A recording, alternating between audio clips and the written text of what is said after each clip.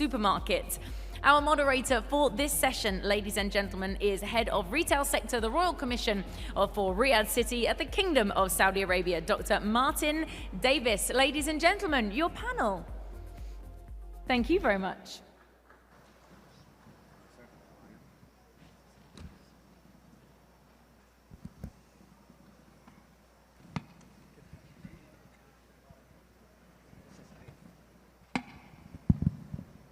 Good afternoon, everybody, and welcome to, is it the last panel or close to the end? But thank you very much for staying, very much appreciate it. My name is Martyn Davies. I'm from the Royal Commission of Riyadh City. I'm very pleased to hear so much this afternoon about Riyadh Expo.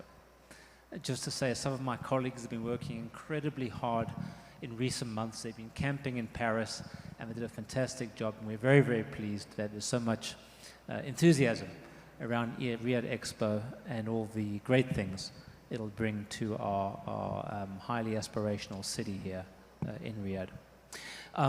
Thank you very much. Again, I've mentioned to you I'm pretty laissez-faire, relaxed when it comes to these conversations, so no pressure, I'm not out to get anybody. But let me just set the scene, if I may, initially, and I'm going to jump around the panelists. But two things. There's a macro here. I just want to set the scene, and we have, I think, half an hour or so. I won't dwell on this. I've been very fortunate in my career to live and work in many rapidly structurally reforming emerging economies, from Africa to South Asia, Southeast Asia, Northeast Asia, and now, more recently, the GCC, specifically here in Saudi Arabia. I've never seen an economy that is pivoting, transitioning so fast, so quickly from what are the drivers of growth. Initially, oil propelled, oil price propelled, commodity driven. Now, right now, and you can see the very strong figures come through in non-oil GDP growth, where it's an investment-driven economy. And you see that as soon as you leave the hotel. The construction, the building, the infrastructure. What the next phase in a very condensed period of time will be consumer driven. We're seeing this rapid rebalancing, if you will, away from commodities to investment, gross fixed capital formation to consumer driven. This creates, as we've been talking about today, and for all of you, an incredible enabling environment for your business. And everyone has been reinforcing that. However, a caveat. With emerging countries structurally reforming succeeding economies, you have this amazing tailwind to create companies. The ecosystem is often spoken about, but can you create international brands? Will your companies truly become multinational? National, regional, which some of you already are, but then multinational. But don't shoot the messenger. Many emerging countries never, hardly ever, create international brands. If I say to you, South Korea, my former home, you know many Korean brands. If I say to you, Taiwan, name me a Taiwanese brand. If I say to you, Singapore, most of you will battle beyond the airline. China, many Chinese brands. Poland, emerging country. How many emerging brands? I can't think of any. South Africa, one or two. So the question is, rhetorical question I want to pose to you, through your hard work, amongst others, will Saudi Arabia, the economic environment now being created by our government, followed very closely by private sector, will your brands become truly multinational? Tamara, I'm going to start with you. So 2-3 minutes, give us a very high introduction, say whatever you want to say, your vision, your experience, your strategy. Where's your brand going? Hi, my name is Tamara Abukhadra. I'm the founder and managing director of Homegrown, formerly known as Homegrown Market, which is the name of our first store. So we are a platform for local and regional designers and brands, mainly within the creative industry, so fashion, accessories, jewelry, beauty, and stationery as well. We started almost 10 years ago in 2014 as it started off as a passion project. It was just a pilot to see if the concept would work out. Almost 10 years later, we have 2 brick and mortar stores now. We launched initially with 12 brands, and we have dealt with thousands of brands over the past 9.5 years. And today we house more than almost 400 or 500 brands across 2 brick and mortar stores. We have a concession with Virgin Megastore, and we also have an e-commerce platform, and we're launching our app soon. Our vision is to be the go-to place for upscale regional brands, Arab brands specifically. We look to put them on the map globally. We represent emerging brands. We try to help them wherever opportunities present themselves. And we do plan to have a stronger international base. However, we are very happy strengthening our base at home and within the region. Tamara, sorry, I'm jumping the gun. I've seen your product. Actually, I had lunch today, a friend of mine at CAFT earlier, and I told her what I was doing this afternoon, and I mentioned your company. And she says, oh, yes, yes, they create those fantastic designs, very sort of, cultural orientation alike. And I said, yeah, that's the one. So you're obviously well known, but do you think, how big is the market for your products as you currently, the design, the brand, etc., outside Saudi Arabia and perhaps outside GCC? So we've actually done pop-ups abroad. We did a pop-up in London in 2018, which was very successful, and the majority of our customers were actually international. They weren't Arabs. I was expecting them to be Arabs.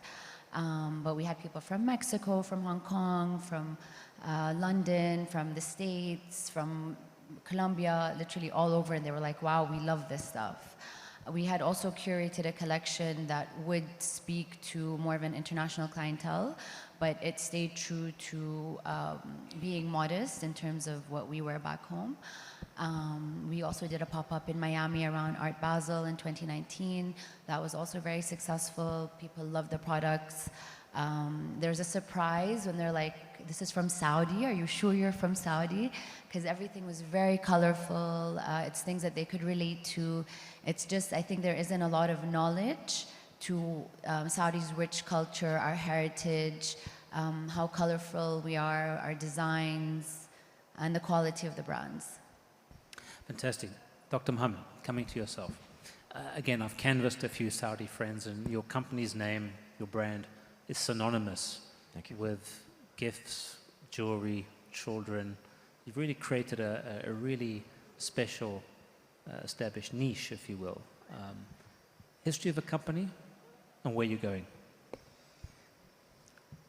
First of all, I'd like to thank you and the Retail Forum for this opportunity to interact. I think the more we communicate, the more we could find the benefits for all parties involved. Well, Fitaihi is one of the brands I founded, and I've been blessed and humbled to have founded that brand. I started in 2005, and I was able to open 45 shops. And I have ventured into countries such as China. I've opened in Shenzhen, China. And I've opened also in Kuwait, the Avenues Mall, the Bahrain. Right now, as we speak, I have 13 shops, because I found out the push strategy of Starbucks does not work in the last few years. Rather, the brick to click model has kicked in. So I have focused my attention more to online and focused the Dubai Mall, Yas Mall, and I've been here also in 7 malls in Riyadh as we speak, as well in a few in the Western. I had in Breda, Aneza, Taif, Mecca, Medina.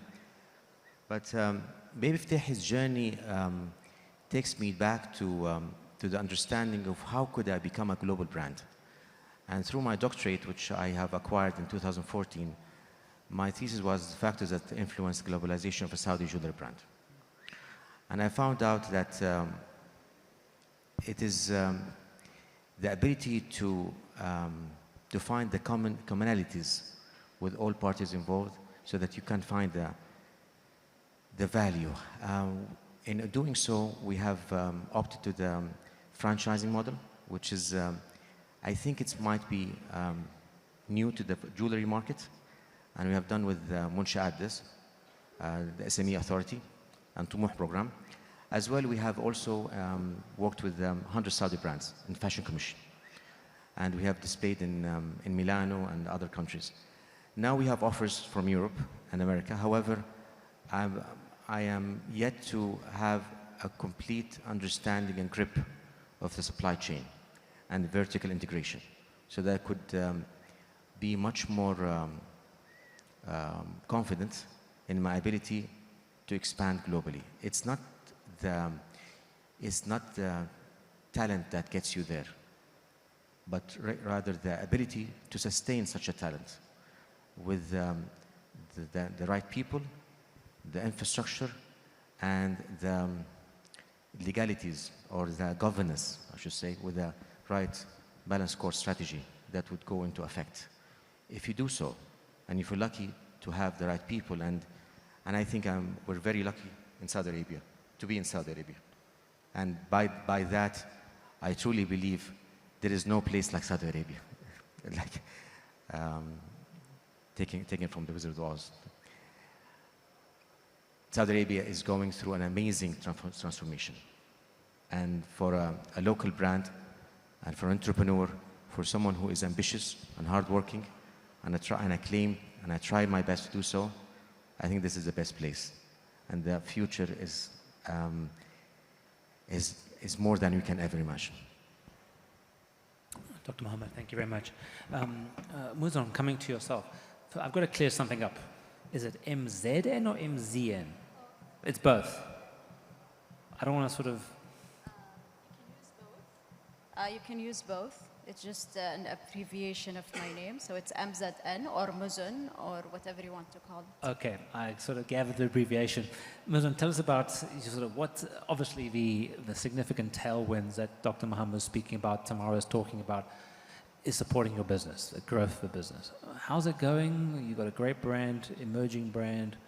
What's next? What's your next?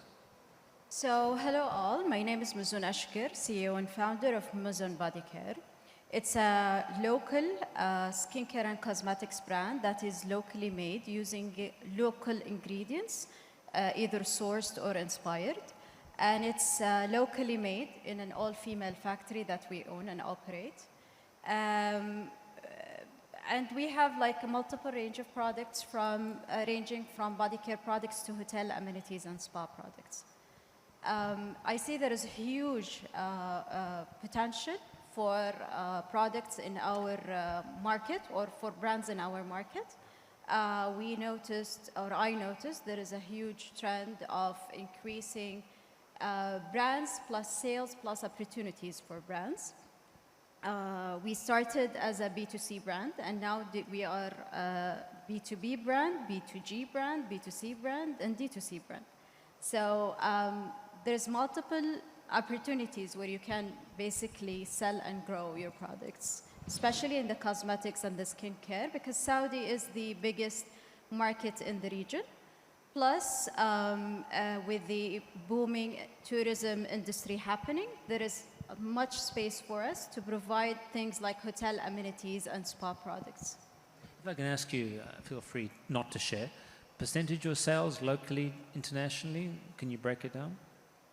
You want the percentages? Yeah, roughly. At the moment, we only sell in Saudi and UAE. Okay. So the UAE market is, the percentage is much lower to the Saudi market in our case. We're starting with Kuwait and Qatar soon. So percentage really low, it's like 5%. So creeping across borders into the GCC, that's pretty much it. Yes, definitely. Okay, fantastic. Thank you. I'll come back to Karam. So, true story. 2 weeks ago, I moved house. And the place is like Box City, and the wife isn't happy. The wife decides to buy some new furniture. So 2-3 days ago, she sends me some options. What do I think? She asked my opinion for a change. And one of the company's links she sent me was yours, Baytonia. Said, Martyn, have a look. Anything on this you think is interesting? Obviously you're getting interest. The company's growing, fantastic. How's the e-commerce furniture from our side? I know it's not just furniture, but how's the business sort of progressing? Did it meet your expectations, and where to next? Okay. Thanks a lot for having me here, first of all. I'll start with a bit of the story of Baytonia. We started almost 5 or 6 years ago now. We're turning 6 soon. Where was that? You started where? In Riyadh? In Saudi. Which city? In Jeddah. In Jeddah. Yes. Okay. As a retailer, online retailer, actually buying from China, Vietnam, like Asia, and importing. So myself and my co-founder visited China, and we were there at one of the big fairs. And we had a very small capital to start with. The idea was to start with furniture, covering the whole house, anything related to home. We had that since day one, being the one-stop shop for home. But obviously, our cash was not enough even to start a single room. So we decided to focus, and we went with dinnerware. We found that this area could be of potential. Saudis like to change in every season and so on. So we started there. And alhamdulillah, since then we grow on a good rate. We started as a retailer, and then we had a pivot in our journey 2 years ago where we turned into a marketplace. So not having only Baytonia products, but we have a lot of big retailers still on the platform, big furniture retailers. We have now around almost 200 sellers on the platform, from big brands to small brands. Where we're going next, we have a lot of growth areas. But you mentioned one point about going global. So we actually used to sell across the GCC. That was up until Corona time, COVID. And at that point, we decided to stop, obviously, due to the border closing at that time. But since then, we didn't open up again, even though we got some requests. But we decided that the Saudi market is huge, going across different verticals, whether B2C, B2B, or even B2G. There is a lot of opportunity, and we are holding a smaller percentage. So the market is huge here. And in the short term, I say up to the mid-range, we are thinking to focus on the Saudi market. But at the same time, not focusing with the same, let's say, product offering. We are now tapping into designing our own product. We are supporting, and we are being supported from the Ministry of Culture to start the design movement here in Saudi for product design, anything related to home and even electronics. So we believe that this could be a way for us to even go global. It will be focusing on the local market and inspired by local designers, but we have a collaboration with the ministry to go to the Milan Fair and other furniture and home accessories fairs, and possibly that could open up global markets. Karam, do you think it's going to be, and Tamara will pick us up with you later as well, but you talk about sort of local value add designing here, furniture with, if I can say furniture or products with Saudi characteristics, if that makes sense. Just talk through the potential of that. Do you think we're still sort of in a strategy, intention phase? That's an ambition. How realistic is it? Is it already happening in your business, or other examples you can think of in your sector? Yes. So I'll take an example or one of our vertical that we're seeing a lot of demand for locally designed. With the Vision 2030 and the huge movement in the tourism sector, a lot of hotels, stays, whatever, that now are being themed with local designs. Here in Riyadh, the Salmani code that was launched a few weeks ago is being published and implemented on different districts. So it is already gaining momentum, and we see a lot of demand for such products in this sector. Thanks, Harold. I'll come back to you shortly. Just Moving on to Khaled from Manual Supermarket. You lead I'm told, and I experience, the leading luxury upmarket supermarkets in Saudi. You have 2 branches, I think, here in Riyadh. Yes, 2 branches here. Quite a number in Jeddah. Yes. I want to hear about the background of the company. I also want to hear what is sort of your revenue growth percentage-wise in the last year. How do you do? I want to use you as a proxy indicator, a proxy marker for how strong is the spend for Saudi consumers in the higher sort of echelons of the grocery sector. But don't let me distract you from your initial comments. Could you please repeat the question again? Give us a background first, and I'll rephrase. Carry on. Yeah, okay. Assalamu alaikum wa rahmatullahi wa barakatuh. Ladies and gentlemen, good afternoon. My name is Khaled Darwish. I'm the CEO of Manuel and the co-founder. Yeah, as you said, you are one of our customers. Anyway, I'm very happy to be here. Manuel, it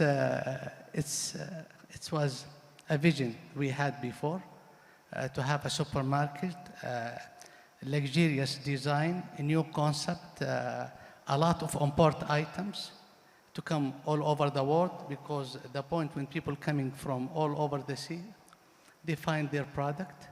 And as a management, we believe as the subject opened before, to be international company, we had the vision, because as the background, we have 24 years experience about retail business, and we know the segment where it's gonna go in the food business. And we had the vision to start something right and different, because should people accept it, even the name, if you look at the manual, it looks international name. You don't have to explain to the people, but the meaning actually in Greek, Greece with God, as God with you. This is the point. And we make also the concept, because we study exactly the market. We go gold, that means show luxurious, the concept, the idea, the identity. But we put in our mind something very important and essential, and every branch we have to do different, because as a Saudi, they like to have something unique and new in the market and understand and belong to them. It's because what I believe, supermarket is a science and entertainment. And we are ahead of agenda, because thank God, when we do the entertainment, we find out after 3-4 years, cinema come, we pay attention about the international product, we pay attention about the private label, but we put in our target something very important. We need a product called made in Saudi Arabia. And we built a factory already, 10,000 square meter, and we have almost 350 products in our bakery. And we believe if you would like to have international company, you have to build trust in your people, and people will like it.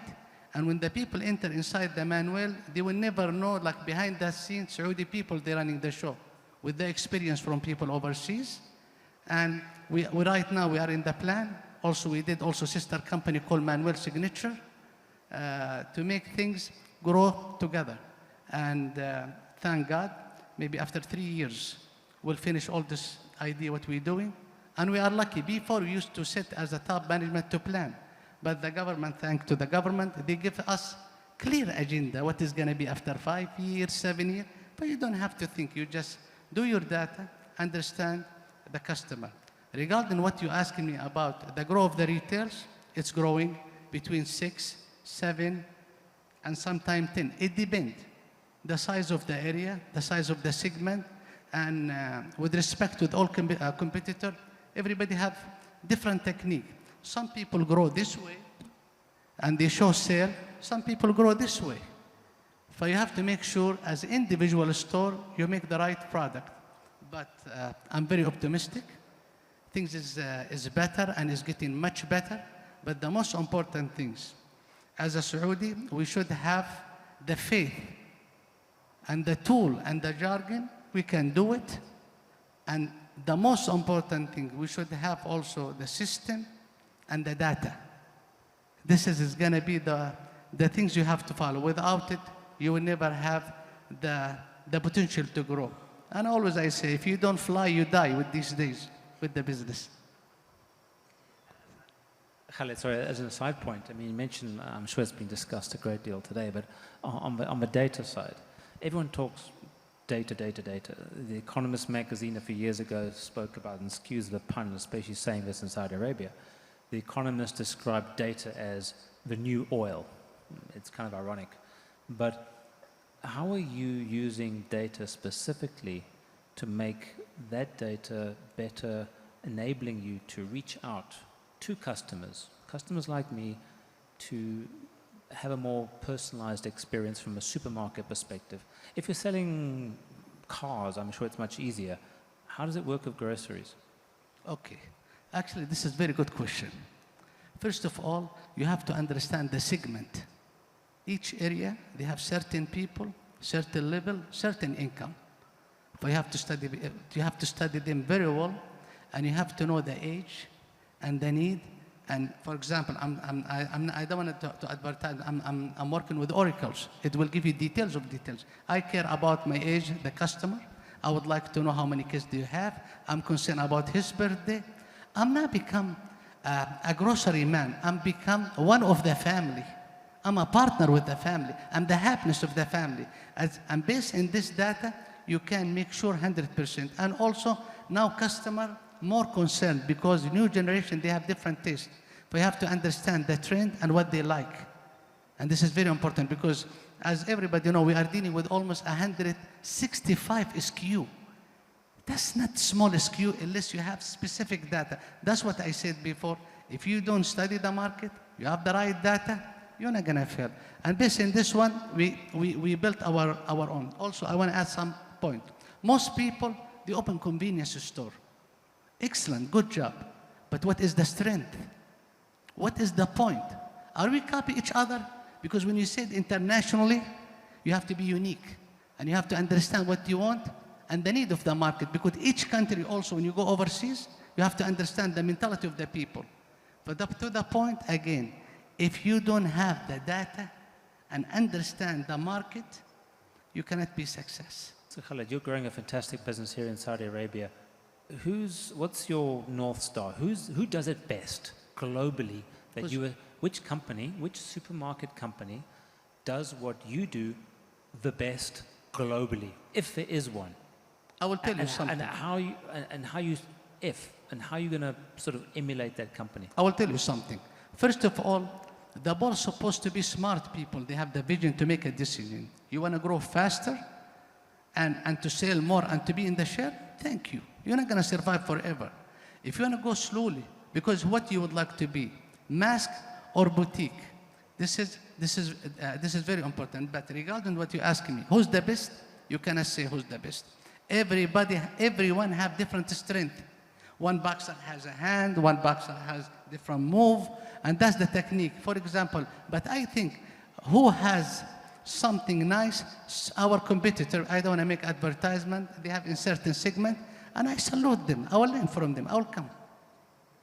Okay, good point. Thank you. It's in proper way I'm saying. Okay. Come back to Tamara, coming to yourself. Both Dr. Mohammed and Karam both mentioned China.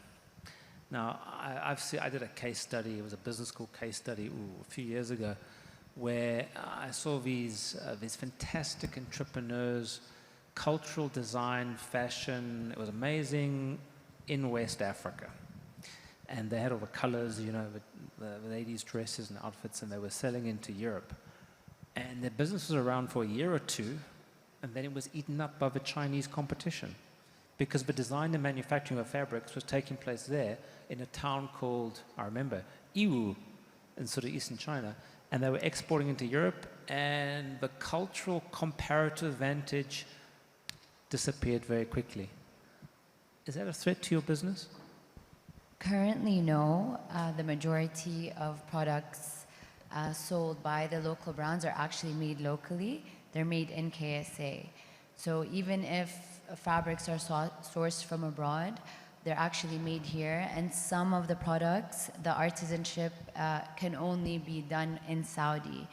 There are certain fabrics, it's a certain type of sewing, for example, that is only known and done here. Can they copy it? I'm sure. But it wouldn't have the same quality.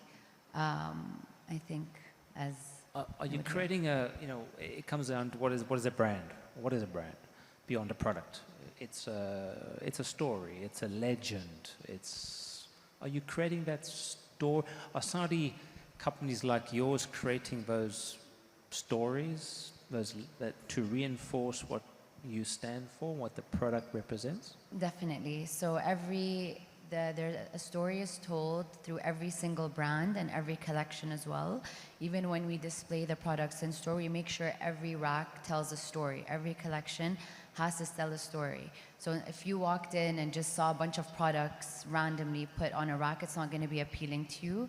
Whereas if you felt like, okay, this makes sense, you might not know it as a shopper, but you look at it, it's aesthetically pleasing, it somewhat tells a story. They'll use certain fabric sets, certain prints and patterns, and the brand themselves will tell their story. We even have something called Meet the Maker, where it's kind of a campaign we do on Instagram, on the website, where we tell you the story of the brand owner and the makers of those products.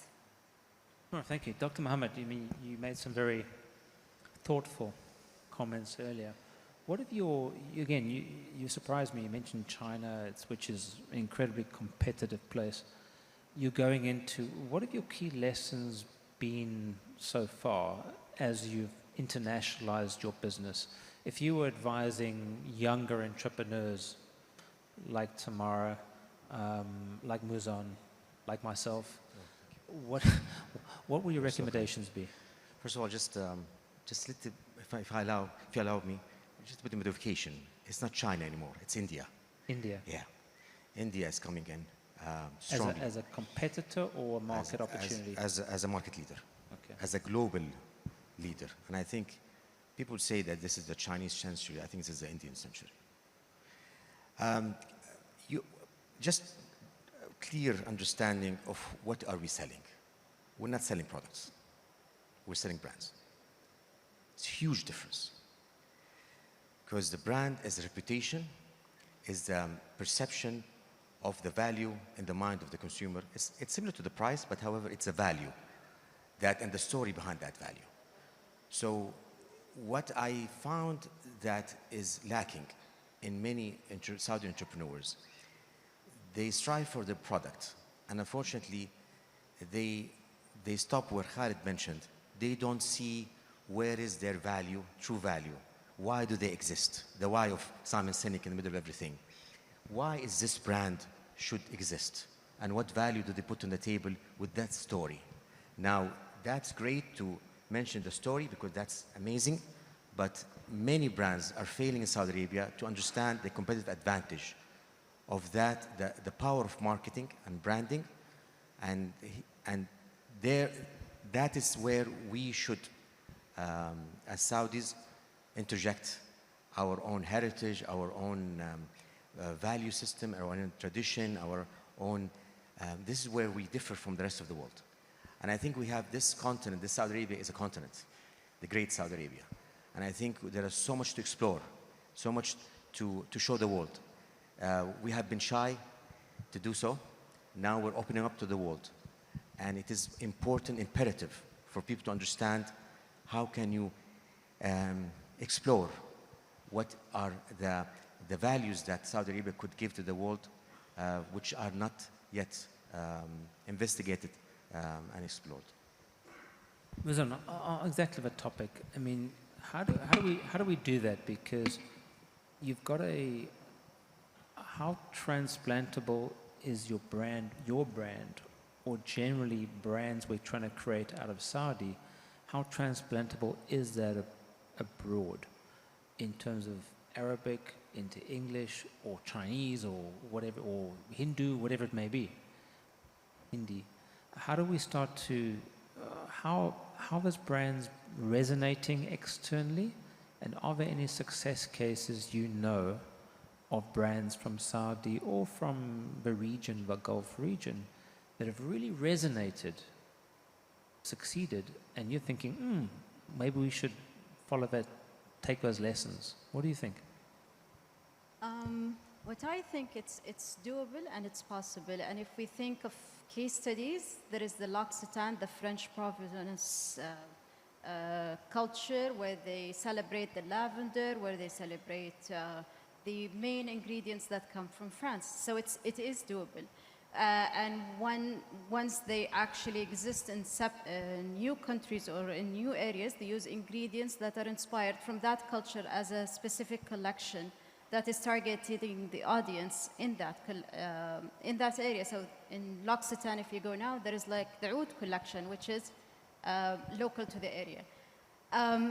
It's very easy to change labels and packaging and branding as per the country that you're exporting to or you're selling at, and do a clever branding and marketing. And I think with the current interest and curiosity about Saudi, it is very sellable at the moment that this is a Saudi brand, that it's upcoming, that is homegrown, that is celebrating the culture and the ingredients and the aesthetics of Saudi and beauty traditions of the Saudi culture. So in case of, is it doable? It is doable. Has it been done before successfully? Yes. Karam, let me ask you, so this is, again, we saw this in other countries that are rapid structural reform, countries that are opened up quickly, but countries traditionally often not known to be entrepreneurial. Saudi Arabia, one of those countries. You guys are typically exceptions, one would say. Having started, especially Dr. Mohammed, starting your business back in 2005, you mentioned. You guys are pioneers, if you will, in the greater scheme of things, of how Saudi emerges. How do we create a more entrepreneurial, let me step back 2 seconds. It's somewhat paradoxical. The state here is enabling the growth, and the private sector is following and picking up the opportunity, and that's fantastic. How do we foster more a culture of entrepreneurship within our society to create the great brands that you guys are creating? That's a very interesting question. So I think of it maybe in different dimension, how we can support the ecosystem of entrepreneurship here in Saudi. I think entrepreneurship maybe is not new to Saudi. We've had, it goes back in the days of Arabia in general. The trade was, this area was an area of trade. Even the Silk Road was passing by Arabia. So the concept of entrepreneurship is not very new to us. But at the same time, with the globalization that's happening and some culture, let's say, growing in terms of entrepreneurship and, you know, the introduction of technology, maybe coming from the West, all of that changing the demographics, changing how we perceive entrepreneurship. I see that maybe on a, let's say, on a government level to start with, there is a lot of push, a lot of support that's happening on that level to enable entrepreneurs with different ministries, different entities, all creating these programs to enable local entrepreneurs and even enable, let's say, the migration of entrepreneurs from around the globe, or the invasion of tech to Saudi Arabia. So I believe that on a government level, we're doing a lot of work to enable that, which is good. On the individual side, I'll share maybe my own story. I was an employee at a big corporate, and it was always a debate to go entrepreneurial or not, until I made the decision. And, you know, it's a scary decision, especially for somebody who spent a good amount of time, you know, with more age you spend or more period of time you spend at a corporate, it becomes a harder decision. But I found that there is an ecosystem that is supporting each other. If we can build an ecosystem that accepts failure, I believe that we will see more and more entrepreneurs. Maybe we're not seeing as much, or we haven't seen in the past as much comparing to other parts of the world, because maybe we're shy from failure. So people maybe stick. And always the question that was asked to me is, oh, are you ready? Is it a good decision to go? Karam, are you sure that you're gonna go entrepreneurial? So it was packaged with, aren't you afraid of failure? So if we can build that culture, I believe we can overcome and build that which we maybe we're not seeing here, but you hear a lot in the Silicon Valley and other parts of the world, story of failure. Actually, they make movies out of them. How a big company, it goes up and then it happens to be either a scam or a big, so people are open to talk about it and they accept it and they live with it, and I believe that cultivate the entrepreneurial ecosystem. Thank you. I'm going to we have a minute or two left just to conclude. Tomorrow I'm going to start with you and work straight down the line. I'll be predictable this time. And I'm going to use this position as moderator, ask a very self-interested question, but one that's supported with you as well. So I mentioned Expo. We have Expo 2030. There's a target or talk of 40 million people visiting our city or visiting Expo over a 6-month period. This is an incredible gale force tailwind for the retail sector and potentially your businesses. What does the next, leading up to Expo, future hold for you? And what can we in government do as a Royal Commission, which is organizing Expo, to benefit Saudi aspirational brands, companies like yourself? Give us 30 seconds, Tamara. So I firstly want to say that the direction that the Homegrown is taking within the country is, again, to strengthen our footing within and not necessarily to aim to strengthen our footing abroad. I think in terms of how that relates to Expo, we want to continue to grow, we want to continue to perfect our brand, to have it on in terms of the quality of an international brand. And in the past, some people have mistaken, Homegrown as an international brand. And I was like, no, it's local. They're like, there's no way this is a local brand. And I was, obviously I was very flattered, but at the same time I was like, but there are so many homegrown brands that actually do have the same quality as any international brand.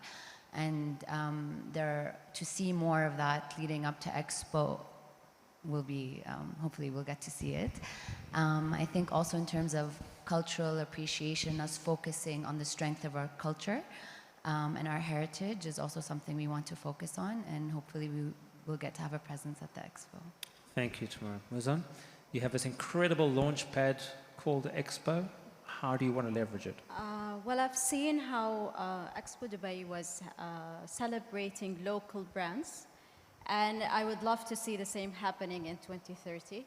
What we plan to do is to explore more of our Saudi culture in beauty and in products and in cosmetics, and explore how can we use that in products that appeal more to the global market, and then celebrate those products and those ingredients with that amazing number of visitors who are coming to the Expo. Thank you. Khaled? I think first of all we have to study who did before Expo, to see what they did exactly and to learn from them. Second of things, I think for me it's a chance also. Everybody coming from overseas, you can sell your franchise to them because you will understand them, and it's a chance also to see all the variety. And I like the question you said to me, what we'd like to have from the government. I think we must say and we should say thank you for whatever they've done. I mean, it's from the bottom of my heart as a businessman, and they've done more, and respecting also more, and thank you. At least we should say thank you. We're working very hard and we're trying our best, Khaled. Thank you very much. Karam. So as I mentioned earlier, we're seeing a lot of momentum already in the tourism sector. We work with a lot of partners from individuals who are furnishing their Airbnb units and preparing for Expo and for all the events that's happening, all the way to big hotels or even government entities that have a tourism element to it, a development that have a tourism element. We're seeing a lot of demand already for local product and locally themed products, and I believe the opportunities are massive. I hope that we can be able to fulfill that demand and be able to cope with it and be able to leverage it. Yeah, fantastic. Dr. Yeah, well, Mohammed, last word. Expo is a chance for globalization to shine. However, most people are not aware that Westerners are fed up with globalization. And ethnicity is coming in strong. That's why India is coming to the market. The world is looking, and if you look at the numbers, 96% approximately of the luxury market is controlled by 6 companies. So it's F&B. The world is looking for new world order in retail. Hence, Saudi Arabia will be able to show off its new ability to show off its tradition, its ability to shine with new ideas and new products. So are Brazil, Spain, countries which are not yet China as well, and India. These countries that the world yet to see their products, their ideas. And I think this next Expo in Saudi Arabia, 2030, will be a paradigm shift in our understanding of what are the products that would emerge from that. Not only in every field, because it's not only one sector, but in every field. And how can you hone on technology so that technology would play a pivotal role in every sector that we could feature or could think of. It's an amazing opportunity for Saudi Arabia, and I'm sure that we will show the world something that has never been seen before. Tamara, thank you very much. To conclude, what you're saying is you've got an incredible tailwind, that is structural reform, consumer spend here in Saudi, enabling businesses, entrepreneurial, aspirational businesses like yourselves. The global trend, Dr. Mohammed, is a deglobalization, a localization, and through that process perhaps creating new emerging nascent opportunities for emerging brands based on heritage and local culture.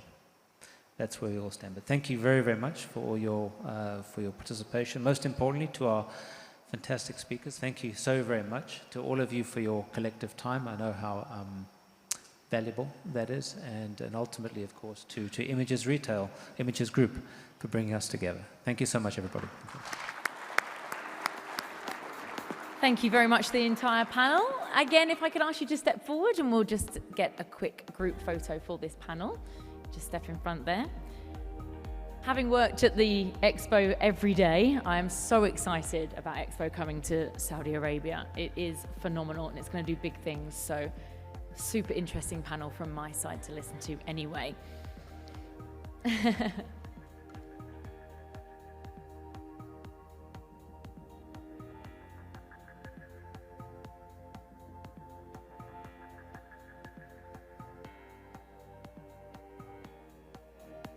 Ladies and gentlemen, another big round of applause for our panel, please. Thank you so much. They look wonderful. Right, we are going to move on then, ladies and gentlemen, with our next session, which is actually a keynote. We're going to open the horizon a little bit. We're going to ponder on the varied facets of a retail consumer. And to talk to us more about this, it's your chance to say, "Okay, Google," and hear the answers. And welcoming back to the stage, the retail marketing lead from Google. Please welcome Basil Hijazi.